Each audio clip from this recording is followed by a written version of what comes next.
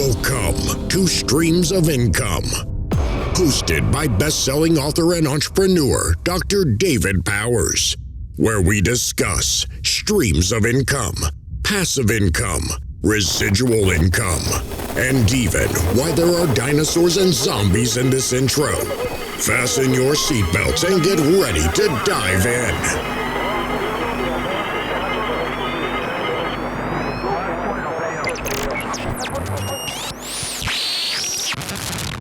Hey guys, welcome to the Streams of Income podcast. This is an amazing interview. I was so lucky to get because, it's really awesome to interview up and coming entrepreneurs, people with new businesses, people that maybe don't even have a business. They just want to come on here and brainstorm some ideas. I love doing that, but I also love interviewing people that are at the top of their game, people that have been doing something for so long, or they're just so good at it that they're top of their game. Well, this interview with Sifu Alan Baker is one of those. He is top of his game in martial arts. And I just wanted to kind of preview this one because I did the interview with him at his house in Atlanta, Georgia. And it was during an instructor camp. I went to the instructor camp for the Civilian Tactical Association, and it was absolutely amazing. It was 4 solid days. It actually lasted longer, but I had to leave early. But I endured 4 solid days of getting my butt kicked and learning how to kick some butt. The thing about those kind of classes is if you're not getting beat up a little bit, if you're not getting thrown to the mat, getting choked out, getting stabbed with a rubber knife, whatever, a little bit, then you're not trying hard enough. Because the thing is, if you're only ever going to classes and practicing martial arts and everything like that, where you're the top dog, you're never going to learn anything. And so I absolutely love going to events like this where I am the newbie. I'm the guy that doesn't know the techniques, that hasn't practiced this stuff, that's learning new stuff, and I don't mind getting beat up. It's awesome. And so I just wanted to tell you, after 4 days of that, after that amazing interview with Sifu Baker and being around him and his team and the team of instructors that he certifies for the Civilian Tactical Association, absolutely amazing. So I just wanted to give my kudos to this before you see him in just a minute and the podcast in his house. I highly recommend the Atlanta Martial Arts Center. If you're anywhere near Atlanta, it's in Woodstock, Georgia. An amazing place to learn several different styles of martial arts. If you're interested in being an instructor and adding civilian tactical, which goes way beyond martial arts. I mean, we studied tactical medicine. We studied like combat jujitsu, where we were actually doing jujitsu moves, anti-grappling, things like that, while wearing weapons. And so the goal wasn't just to submit or keep from getting submitted. The goal was also to keep hold of your weapon so the other guy doesn't take it. And so amazing stuff. Get in touch with them. As always, there'll be links in the show notes and all that. And so here we go. Sifu Alan Baker live in Atlanta, Georgia. All right. Welcome to the next episode of the Streams of Income podcast. I'm David Powers here with my special guest, Sifu Alan Baker. And I'm going to let him explain what Sifu means because I know most of y'all are not martial artists. You may not have any clue what that means, but we're going to talk to him about streams of income within the martial arts self-defense industry, and he's done some amazing things. I'm all hot and sweaty and everything right now. I just spent 8 hours already today, and 3 more days with him. I'll be spending just getting beat up on the mat, drawing weapons, getting choked out. I don't know what's going to happen, and so wanted to get a chance to talk to him before I was too wore out. So go and introduce yourself and tell us a little bit about yourself. Hey guys, my name is Sifu Alan Baker. I am a lifetime martial artist. I've been training in the arts for 44 years. In that time, I've probably gone to an advanced standing in over 25 different martial arts. That's a fancy way of saying I've been a martial arts bum my entire life. And I was very fortunate to make a business out of it. So that's pretty amazing. And I was looking at a list. It was a promo that came out from one of your books the other day on your email, and it mentioned all the different black belts you've got. And I don't know, I was thinking like a Renaissance man of the martial arts. It's like you see a style that has something different, you want to learn it. Is that kind of how it goes? Yeah, I've always been a perpetual white belt. I love the arts. I love new knowledge. And I spend a lot of time researching, finding new things. And if I find something and I have an interest in it, and I feel that it's going to educate me, I will go get it, pretty much regardless of where it is in the Yeah. world. And I mean, from what I've seen, you've trained with some pretty amazing people. I mean, you've referenced Dan Inosanto, and wasn't he associated with Bruce Lee? Yes, he was Bruce Lee's protege. Okay, that's pretty amazing. As far as the business side of things, since mostly here I like to focus on the income side of things and how people make a business. The typical martial arts model I've seen pushed is either one of two things. It's either a guy that trains a bunch of sweaty dudes in a gym with no air conditioning and he makes no money, and it's at night and it's dark and dingy, or it's pushed like kids. It's almost like a daycare. And you've done something completely different and mixed and merged the best of all these worlds. How do you do that? Oh, well, due to my background, we actually draw a lot more adults at the academy here locally than kids, which is kind of opposite of what's normal. It's usually easier to make money on kids than it is adults. But due to the unique things we teach in our background, we actually draw those guys in, and we do both. But I really enjoy teaching the adults just because you can go a little deeper with the information, and I enjoy helping people and changing lives. Well, really at all ages, but I've always been focused more on teaching the adults and bringing them up. Okay. And as I can attest with the adults, also, you can go a little rougher, just from my experience today. Yeah, well, it depends too on perspective. Yeah. Sometimes we're a little farther along the journey, so that slows us down a little bit. Yeah. Injuries and mileage. One of the first things he did in class today was tell us, before we start working with a partner, ask about injuries. And the guy I was working with had a bad knee, he's ready to have a total knee replacement. Yeah. And so there were a few things that we had to do much slower or skip a little bit or modify. But yeah, it's a good approach. Now, I'm here for the Civilian Tactical Association Instructor Camp.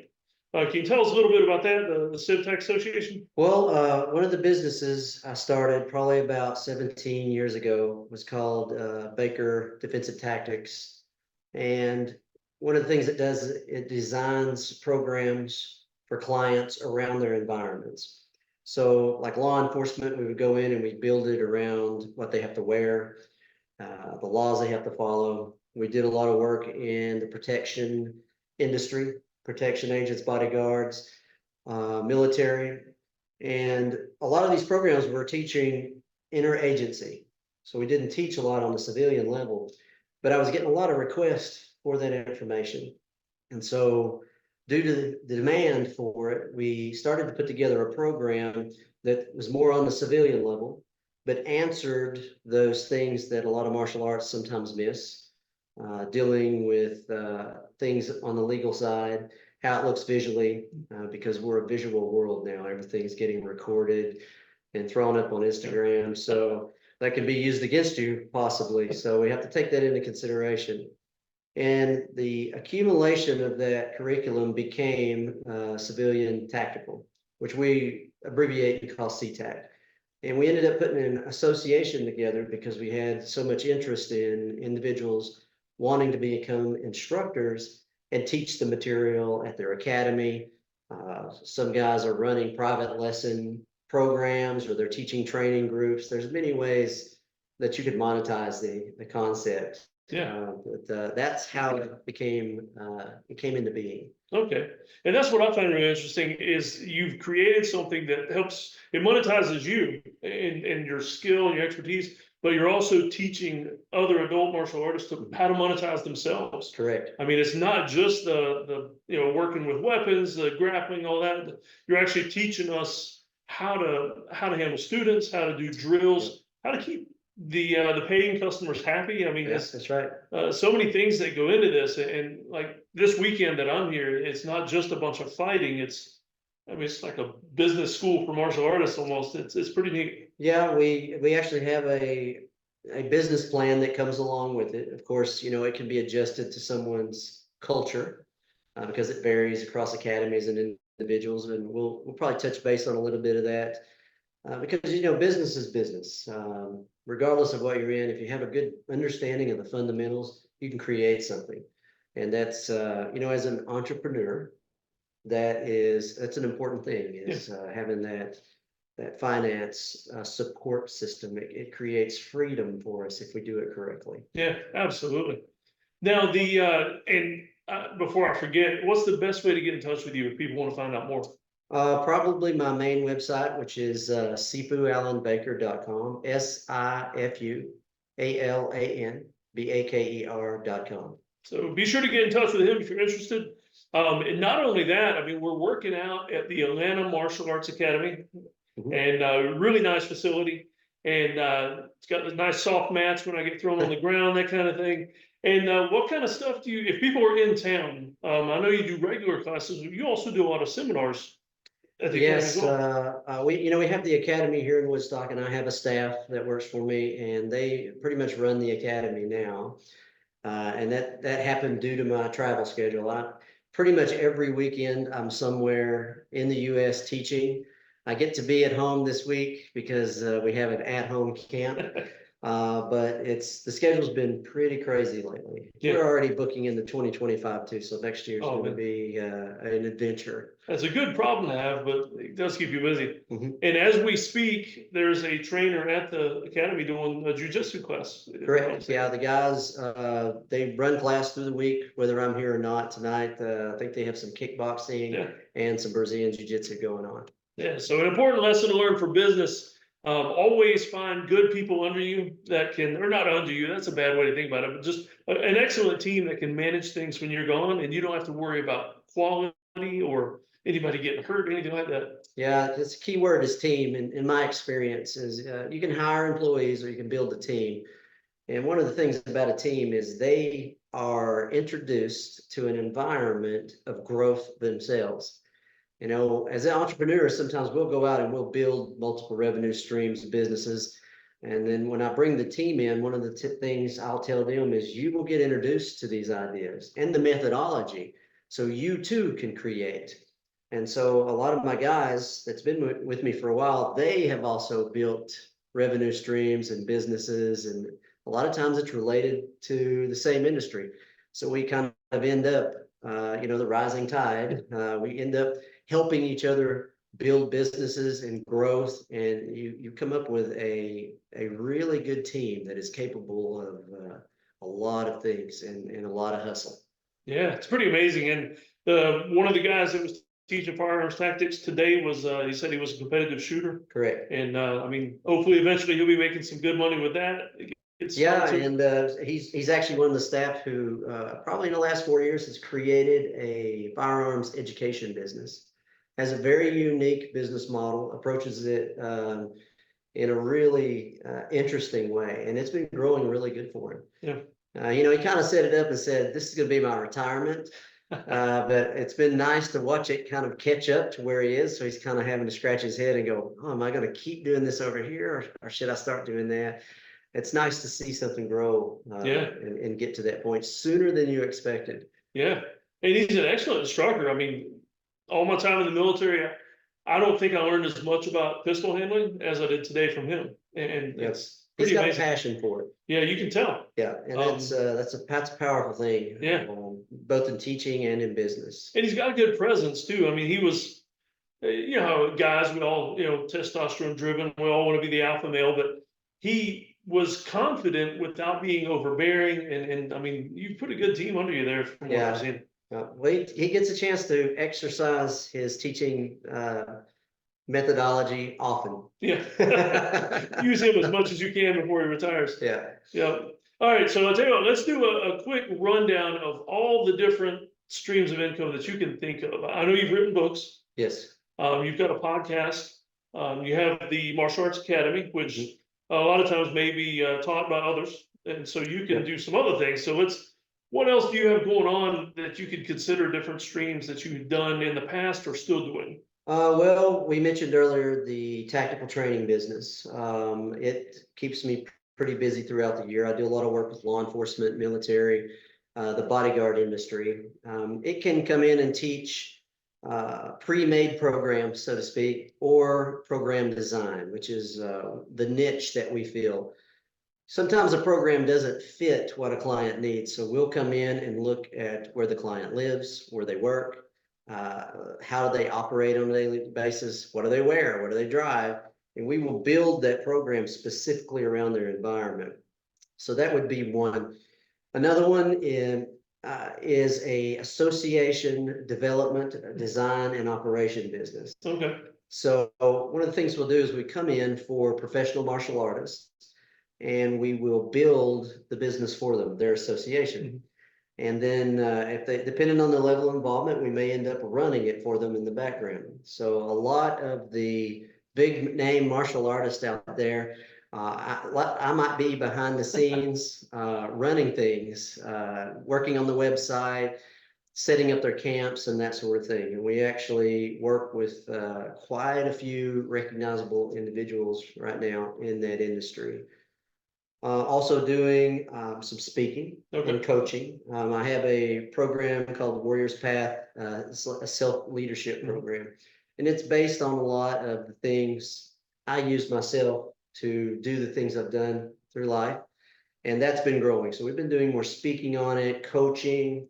We decided to have our first live event next year. Yeah. So we're just now starting to plan that and put that together. Is that going to be here in Atlanta? We've got a couple of ideas, but we're looking at around the Chattanooga area. Okay. Because I on the side, I teach a lot of rappelling. I'm a rappel master instructor, a diving instructor. I teach mountaineering, survival, and a firearms instructor. So we are looking for an area that we can go do some of that cool stuff as well. Yeah. We do a little rappelling. We might do a little orienteering, a little mountaineering, and then in between those types of things, we are going to be talking about self-leadership and taking control of your life and steadying the ship, getting your bearing, and achieving the things you want to achieve. Yeah. Okay. Wow. And you've actually, I know you teach it, so obviously you've done it, but as far as protecting others, the bodyguarding thing, you've done that with some pretty famous people, I assume. Yeah, they're pretty recognizable people. Mostly, I would say, television personalities. Because Atlanta's like the Hollywood of the East now. Yeah, zombie killers and superheroes. Sometimes I'm the guy standing in the background. I don't do a lot of it. You would call me a protection tourist. Due to my connection to the industry, I get to pick and choose who I work for and the where I'll be working. And due to what I teach for bodyguarding, I like working a lot of Comic-Cons for recognizable individuals. And one of the reasons is because you will literally get to put your hands on hundreds of people. And and you're guiding them, moving them, and really controlling at a low level, and they may never know it.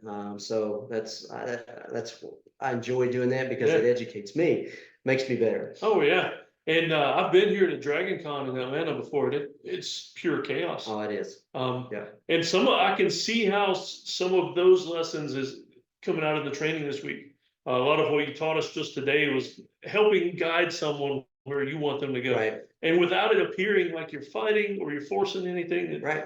All of a sudden they want to go in that direction because you want them to.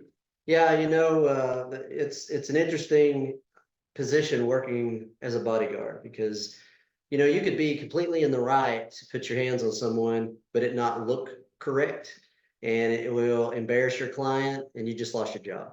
Oh. So sometimes you have to control the biggest fan, but do it with a big smile and very kindly. But you just have to limit their ability to do certain things that are related to the client. And if you can do that well and still keep a smile on your face and keep the client or the biggest fan happy, then you're doing a good day. Right? Yeah. So it almost sounds like the bodyguarding job is more just reading people, knowing what to do, than it is hands-on. It's not like the movies where you're constantly fighting and pulling out guns and. Well, the small niche that I work in, it isn't. Yeah. I have been fortunate to do some of the corporate level stuff. It's a little more boring. Yeah. But it's a branch of it as well.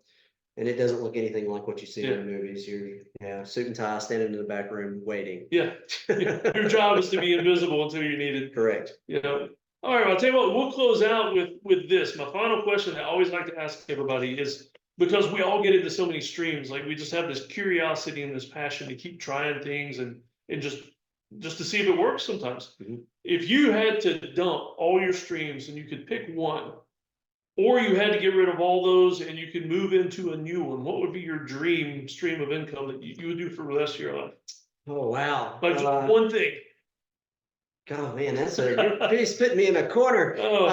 For multipreneurs, it's like the impossible question. I could choose something that I've done and created success with, but that would kind of go against some of my personal beliefs. So I'm going to choose something that I don't know how I would do. Because I would be leaping into the darkness again, which is a common choice entrepreneurs make, and it would be I would go into the speaking industry a little more. I've stood in front of people and taught for years, but getting up on stage in front of 500 to 1,000 people lately has been interesting. It's not easy for me. I'm having to work on it and work on my presentation skills. So I think I'd choose that just because of the challenge. I like that answer, because of the challenge. I mean, you've done an amazing job speaking today in class, and because you just seem really comfortable. But you're totally in your element, and it's a small group where hands-on. It's a different ballgame when you're in front of 5,000 people. And you don't get to punch them. If things go wrong, you can't run. The tech might mess up. There's sure. Anything that can will happen. Well, thank you for letting me come to your home and interview you, and I'm looking forward to the next few days. All right. And just remember, I want to promote you as much as I can. So maybe take it easy on me a little bit. I want to learn, but I want to be able to walk away from it when I'm done. Well, if I do my job, you definitely will. Yeah. We're trying to educate. We're not trying to injure. All right. Well, thank you with Sifu Alan Baker here in Woodstock, in the Atlanta area in Georgia. And I hope you'll tune in for the next episode of Streams of Income. And man, I hope this one excites you, though, and makes you want to go learn some martial arts. If you're in the Atlanta area, you need to come check him out. Yep, come see us. Hey, everybody. Welcome to the after show snippets. Little extras, little things not related to the interview, not necessarily related to the person, but things that I want to get across, things people have asked me, whatever. It's an extra. It's a bonus for you. I hope you're still here, tuning in, ready to get some more. All right, everybody, welcome to the podcast again. One of those extra snippets I wanted to give you. And if you're watching the YouTube version, you'll notice a different background.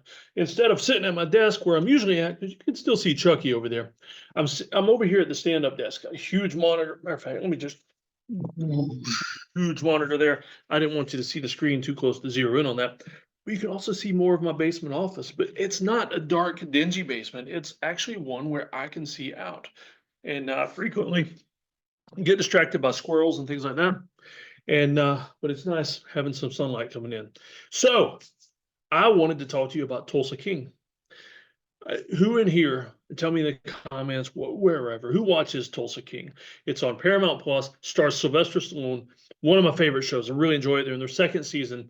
And so it's, like I said, it's a great show if you like that kind of stuff. It's another Taylor Sheridan creation. Taylor is the guy that created the Yellowstone shows, Lioness, Sicario. He's an amazing writer, so it's part of the Sheridan verse. And so I really like it. But here's the experiment I wanted to do. I have a lot of investments on the M1, and that's why I didn't want to show you the screen where I've got M1 pulled up, because I didn't want to have to go back and try to hide account numbers and all that kind of stuff. But you do a lot of investing on M1. And so I'll put the link in the show notes. I've got an affiliate account for that. And so that way, if you join M1 as well, invest some money, we'll both get some money back. So that's good for everybody. But I wanted to do an experiment. M1 has a great thing where you can set up these investment pies. And so I opened up a pie that I call the Tulsa King experiment. And so what I thought would be fun would be if I invested some money into each one of the industries that Sylvester Stallone's character invests in, steals from, robs, takes over, manhandles, whatever synonym you want to use for mafia type investing. He's basically doing that, and some of it is illegal on the show.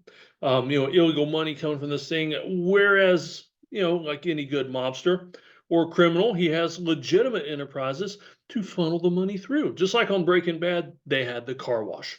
And so I thought it would be fun to take each one of these industries he's involved in on the show, set up a piece of the pie, and invest in a company in that industry. And what I'm going to do, I'm just going to drop $100 in here. I'm going to let it split between each one of these industries. And so basically not enough money that I'm going to lose the house and all that kind of stuff by investing this way. And so I thought it'd be fun to do and just to see how it grows or drops. And so these are also companies that I might not otherwise invest in at all, except for this experiment. And so I'm going to tell you the companies I'm investing in. This is not investment advice. These are not at all heavily researched companies. I just typed in some things looking for some publicly traded companies that are in these industries. And so I'm just curious to see how it does. Wouldn't it be awesome, though, if I made a ton of money on what I consider the Tulsa King investment strategy? And so let me tell you these companies that I'm investing in. I'll give you some updates as time goes on. I literally just now sent my $100 over to this account. It's not even cleared yet. And so I'm not even actually making money. My 100 isn't fully invested yet. It should be by tomorrow.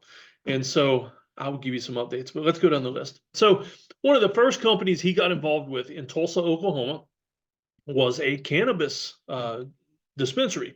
And so it's really cool, though, because he went into this thing and kind of just took it over, but he's making everybody more money. Of course, there's always the threat of death and everything from other mobsters hanging over, but he's making a lot more money, and he's actually got a new location, and they just got into drop shipping CBD and all kinds of neat stuff on the show. I hope I'm not, by the way, spoiler alert, you're probably going to hear some spoilers if you're not familiar with the show. Probably not so much that it would mess you up. Go watch the show if you haven't seen it yet. So I invested in a publicly traded cannabis company called, their marker is YOLO, YOLO. That's about perfect for a cannabis company. So Advisor Shares Pure Cannabis. That's the one I picked for a cannabis company. All right, so he also wormed his way into a bar that is on an Indian reservation. And because it's on an Indian reservation, what's the biggest moneymaker on Indian reservations? Many of you have probably been to one or driven by it or seen it on a show. I mean, basically, this industry is on every TV show or movie involving an Indian reservation. It's a casino. And so he wormed his way into the ownership of a bar that is on an Indian reservation and expanded into a small casino. And so I picked CNTY, Century Casinos Incorporated. And because of the bar, he owns the bar as well. I went ahead and just invested in Budweiser. That's BUD. And so Budweiser, I mean, it's a lot more than just beer and but so is a bar. And then also, one of the things he does, the guy that used to own the dispensary that now works for him, is kind of like his money guy, is big into Bitcoin and cryptocurrency. And so I invested in BITB, which is the Bitwise Bitcoin ETF. I didn't invest like HODL into regular Bitcoin because you can't do that in these pies on M1. So I just invested in a Bitcoin ETF, which I don't know. I'm hoping those go crazy anyway. All right, so he didn't so much invest in this next industry, but it's featured heavily on the show because of just he likes horses. He's grown to really like horses, and he's dating a lady who owns a horse ranch.